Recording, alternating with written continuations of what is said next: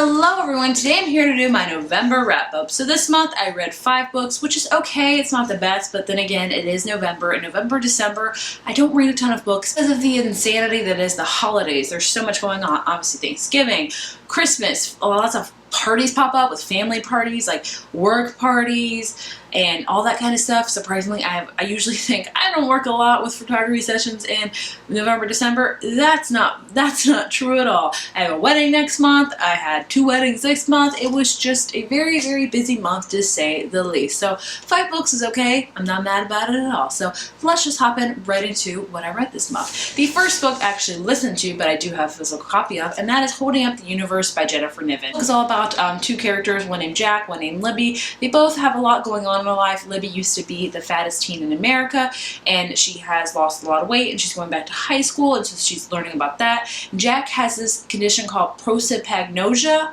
I think I said that right, so that's amazing. Where he literally cannot recognize faces. Like, he knows who his mom and dad is, but every time he sees them, and if they turn away for a second, it's like the slate gets cleaned on their face. He can't recognize them, so he has to have features like mom has really frizzy brown hair, or dad has this really insane nose. So it's about them, and of course a love story strikes up, and yeah, that's what it's about. So overall, I like this book. I didn't love it. I found a lot of problems with it. The characters, both themselves, were kind of problematic. Especially Libby. Libby would do things that I didn't like she would be wrong in a situation and she wouldn't flat out admit, I'm wrong, I'm sorry. She would like justify it within herself, like, I know I'm wrong, but this is why I did it, da da da. But I was like, I don't know, I don't agree with that much. And I did like Jack more. I felt like he was very much more honest and very much more apologetic, and he was much more likable in my opinion. But overall, I did like this book. Like I said, I listened to an audiobook, so I think I love listening to books on audio. I feel like it brings the characters to life, and overall, I did like it. I didn't love it. It was definitely not my favorite contemporary read of the year. It was just an okay one. Like I said, it has a lot of problems. You know, it's trying to do so many things. We have this prosopagnosia thing going on. You have Libby that's really dealing with self-confidence and how people perceive her. Then you have a whole bunch of other things going on. So this book had so much in it, and I didn't love it because of that. So I only gave it a 3 out of 5. Definitely not the worst book by any means. It's definitely not, but I just liked it. It wasn't the best. The next book I read is Blood for Blood by Ryan Granted. This is the second and the last book in the Wolf by Wolf duology. If you don't know what Wolf by Wolf is about, it is an alternate history book where it's if the Axis powers would have won in World War II, and it's about Hitler taking over, and it's all about this character named Yael who is in the resistance, and she has to compete in this motorcycle race across continent, and the winner gets to meet Hitler, and her job at the end of that race is to kill Hitler. So that's what the first book is about. I'm not spoiling about the second one.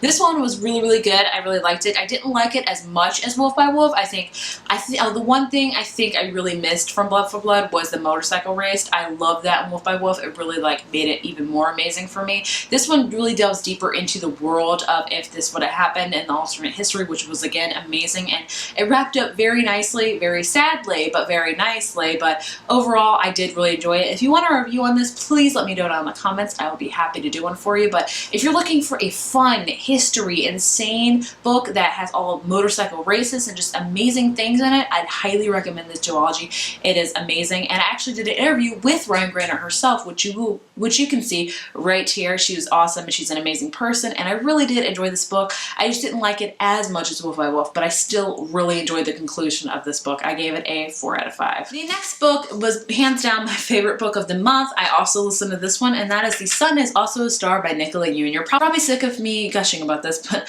I just can't stop. I have a review on this if you want to check it out. Right here, and always the links will be down below. Like I said, this was hands down my favorite contemporary. Like I said, hands down, this is my favorite book of the month, and hands down my favorite contemporary book of the year. This follows 2 people named Natasha and Daniel. Natasha is a Jamaican immigrant where her parents are living in America illegally, and they're actually getting deported later that night. This book takes place in one day, so isn't that crazy? One day. We have Daniel, whose parents were born and raised in Korea, but him and his brother were born in America, so they are Korean Americans, and so they're really both struggling with family things and all that kind of stuff. And they meet, and of course love happens, but this book has so much more than amazing love. It has diversity, it talks about immigration, it talks about strained family life. It is just a beautiful read. I highly recommend you listen to this book because it was just stunning. The audiobook was stunning.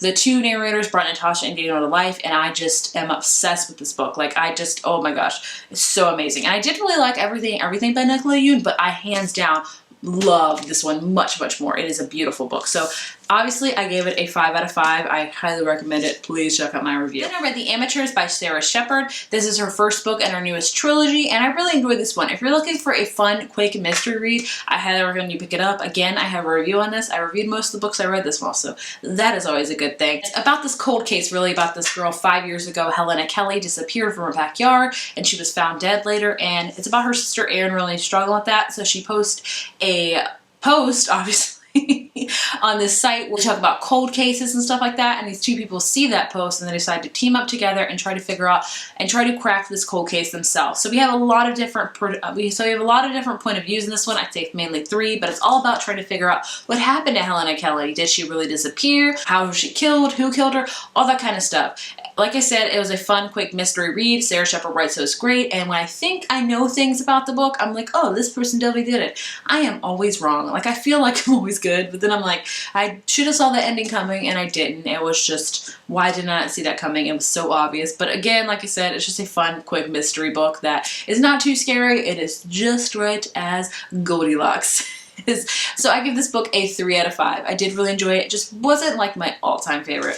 And the last book I read this month is Heartless by Marissa Meyer. Again, I have a review on this one. You can see it right here or down below. This is a prequel really to Alice in Wonderland. This is all about the Queen of Hearts before she became the Queen of Hearts. Before she was the Queen of Hearts, she was Kat, this baker who loved to bake, and she just wanted to open her own bakery and was just minding her own business when she catches the eye of the king, and then she gets romantically involved with the court jester, and it's just a very beautiful book. I'm not surprised at all that I love this because I love Marissa Meyer's writing. Obviously, The Lunar Chronicles is one of my all-time favorite series.